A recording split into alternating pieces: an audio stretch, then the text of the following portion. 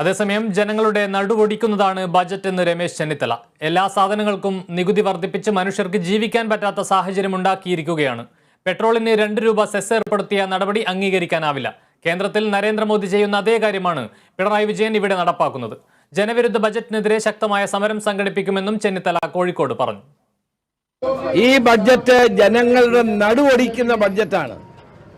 എല്ലാത്തിനും നികുതി കൂട്ടിയിരിക്കുകയാണ്.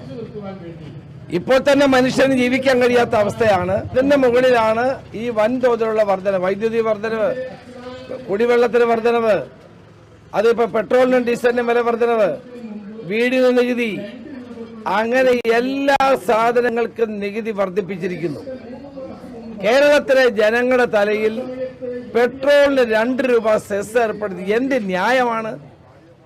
കേന്ദ്ര ഗവൺമെന്റ് നരേന്ദ്രമോദി ചെയ്യുന്ന അതേ കാര്യമാണ് പിണറായി വിജയൻ ഇവിടെ ആവർത്തിക്കുന്നത്. ചേട്ടൻ ബാവയും അനിയൻ ബാവയുമാണ്, ഒരു വ്യത്യാസവും ഇല്ല. ഇതാണോ ഇടതുപക്ഷം കൊണ്ടുവരുന്ന പുതിയ ബഡ്ജറ്റ്? ഇതാണോ ബദൽ?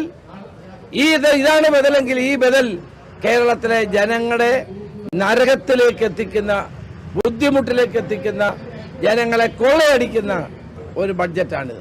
ഞങ്ങൾ അന്നേ പറഞ്ഞതാണ്, ഈ കിഫ്ബിയിൽ വായ്പ എടുത്താൽ ഉണ്ടാകാൻ പോകുന്ന ദുരന്തം. എടുത്താൽ അത് കടമെടുപ്പ് വായ്പയുടെ പരിധിയിൽ വരുമെന്ന് ഞങ്ങൾ അന്നേ പറഞ്ഞതാണ്. അത് കേൾക്കാതെ എടുത്തതിന്റെ ദുരന്തമാണ് ഇപ്പോൾ നേരിട്ടുകൊണ്ടിരിക്കുന്നത്. ഇപ്പൊ പദ്ധതി തന്നെ ഇല്ലാതാക്കിയിരിക്കുന്നു.